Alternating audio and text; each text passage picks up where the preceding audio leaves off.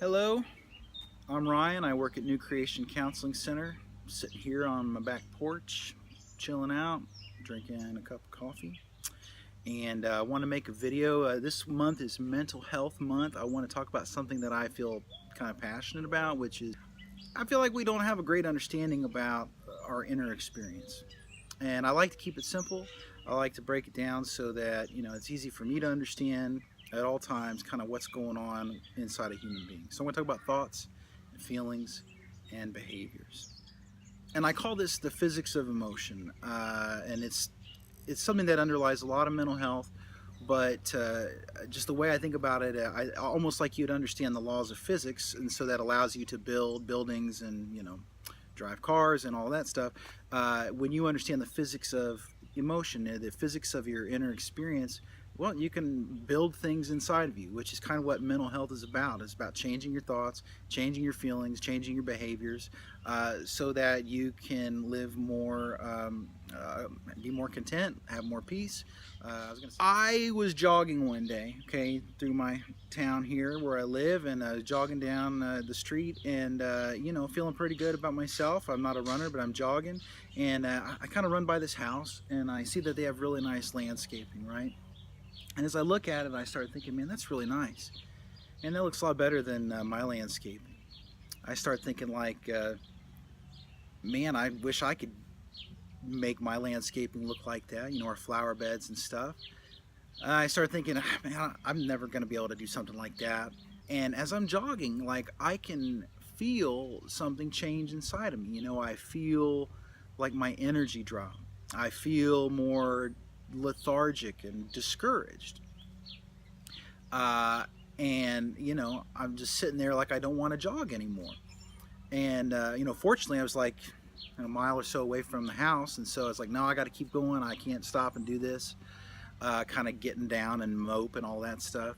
And so I pushed through it, and I kept jogging, and I kind of started to feel better as I kept going. Okay, so that's a simple story, but I always tell that story because it very clearly illustrates the physics of emotion. This is how this works. We have thoughts, we have automatic thoughts, just thoughts that run through your head before you even think about thinking them, right?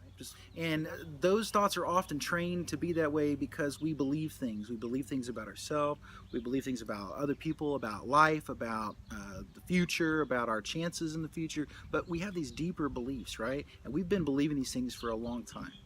This is where I keep it very simple. Thoughts lead to feelings, period. Okay, there are certain feelings. There's sadness, there's fear, there's anger, right? But these feelings all come from certain beliefs, certain thoughts, certain perceptions about reality. Okay, for example, if you feel fear at all, that means you are perceiving a threat to your life or your health or your well-being, period. Okay? So one reason I like talking about the physics of emotion here is because I want people to feel normal. Like, you're not a weirdo. If you feel a lot of fear, it's only because in your mind something really seems very dangerous. I mean, thoughts lead to feelings. You have sad thoughts, you have sad feelings. You have scary thoughts, you have scary feelings. If you believe that someone is attacking you, you're going to feel angry, period. And so that's one big thing about this physics of emotion is that when you have feelings, it's only because those feelings are fruit that have grown from seeds that are thoughts. Thoughts are seeds, emotions are fruits. Okay? When you have an emotion kind of like it exists in large part to motivate your behavior. It's like gasoline for your behavior. Okay, so you're sitting there and you're just enjoying your cup of coffee on your back porch, and you look and you're like, oh, there's a man in a hockey mask, and he's coming up the yard, and he has a machete in his hand. I'm going to calmly assess the situation and figure out what I should do. No, that's not what you do. You see the man in the hockey mask with the machete coming towards you, and you're like, holy cow, and you freak out and you run, right? Okay, so you perceive a threat to your life, you freak out and you feel fear, so this fight or flight thing kicks in. And when that fear starts kicking in your system and those chemicals are flowing in your system, all the stuff that happens when you have an emotion, it gives you an urge. This is like one of the most amazing things I've ever learned about mental health, and I love it, is understanding this urge. You have an urge that motivates you to do something. And when you're scared, that urge motivates you to run. When you're mad, when you feel like you're being attacked, you have an urge to fight. But thoughts lead to feelings. Feelings give you urges. And then urges make it easy to do a certain behavior. It's not a guarantee that you're going to do that behavior, but it's makes it easy to do. So again, like I perceive loss. I think depressing thoughts. I'm jogging by these flowers, right? And I start thinking all these deep things like, man, I'm never going to be able to do this. I can't learn anything. What's wrong with me? It gets triggered by a little thing. But you feel this sadness, and what sadness does is it gives you the urge to withdraw, okay? And that's why as I was jogging, I literally felt my energy decrease. I felt more lethargic. So that's kind of what depression is a cycle of essentially thinking depressed, feeling sad and depressed and ashamed, and there's other things, but primarily this sense of loss, this belief that I've lost something very important. I'm never going to have what I need. I'm not good enough. I'm never going to be this. When you feel bad about yourself, you're perceiving that you're missing important things that you feel like you need, right? Leads to you feeling sad. And then the more you feel sad, you have this urge to act sad, to withdraw. And so here's the kicker. This is like what I want my clients and literally everyone in the world to understand, is when you act on the urge of an emotion, it makes it easier to go back and feel that same emotion even stronger. Okay? So if you picture it then like a cycle, you think sad thoughts leads to having sad feelings. Feelings give you this urge, so sad feelings give you the urge to withdraw. Makes it very tempting and easy to actually withdraw.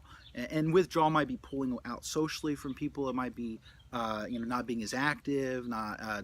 This is how. And the more you act on that, it makes it easier to think those more sad thoughts. It strengthens the deep beliefs that we have about ourselves that fuel depression. Again, beliefs. We grew up being taught lies about ourselves. Okay, like I shared some of the lies that I believe. I'm never going to be able to do this. Never going to be good enough. People are going to get to know me, and they're not going to like me, right? And we grow up, we become adults, and we believe these lies. And those lies cause us to feel certain ways: feel shame, feel sadness, feel fear, feel anger. We feel like everyone's judging us, so we're mad at everybody. Because ultimately we're insecure about ourselves. But we act on those feelings. The feelings give you those urges. That's that cycle. You think this way, causes you to have feelings. The feelings give you urges, and the urges motivate your behavior, make it easy to act. And what we have done is we take those lies that we've believed, and we have acted on them over and over and over again. And it strengthens those lies.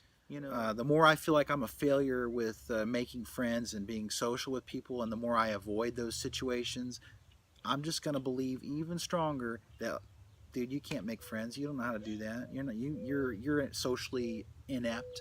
You know what I mean? So the more you act on these lies, you strengthen the lie, and you strengthen the emotion that comes from the lie, right? This is how mental health disorders develop. Anxiety disorders, depressive disorders, they are all a culmination of that cycle, again and again and again. Thinking depressed, feeling depressed, acting depressed, making it easier to believe those depressed lies about ourselves. Okay? So that's, I want people to understand this because it can help you figure out what's going on inside you. It can help you figure out what to do to change things. If you want to think differently about yourself.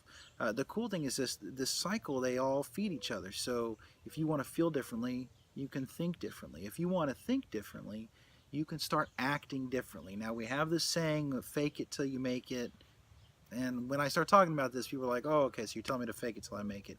Not necessarily. The problem is we're believing lies, so we're already kind of faking it. We're believing things about ourselves that are not true. You're a person of worth and value no matter what you've done. You're a lovable person, and you're worth fighting for, and you're not true. So acting according to the truth If you're worthwhile, that means you might be worth taking care of yourself. You might be worth acting confident. I'll tell young men, it's like practice walking with your head up and your shoulders back. Practice making eye contact, not because you feel confident, but because you want to feel confident. And sometimes you just have to act that way in order to eventually feel that way. And it works. And that is a basic assumption to challenge anxiety. Ultimately, it's exposure therapy, approaching what it is you're tempted to avoid. It's not that you feel brave, you act brave on purpose, voluntarily. And that works. It's because of this physics of motion, this cycle where when you act according to a certain feeling, it will feed into and make stronger that feeling that you want to have. If I act confident, it will feed into me thinking and feeling more confident. And vice versa. If I want to feel sad, if I don't feel sad, I can start acting sad. If I want to feel angry, I can start acting angry. And in fact, that's the problem, is this interaction. You feel mad and you throw stuff and you punch a wall, and it just makes it easier and easier to feel that emotion, to think those angry types of thoughts. And that works for positive and negative emotions. If I want to feel loving towards somebody, I can act loving towards them. And it works. So that's probably the biggest reason I want people to understand this whole physics of emotion, is because we got to get out from under these lies. And there's a way to do it, and it's not just turning off the feelings. It doesn't work like that. We have to change ultimately what's in our heart, because we've been believing dark things about ourselves. In order to do that, we start on purpose thinking differently, on purpose acting differently. Because of the way these things are related to each other, we can start a new cycle where we think more positively, where we feel more positively. All right, enough for now. Love you guys. Take care.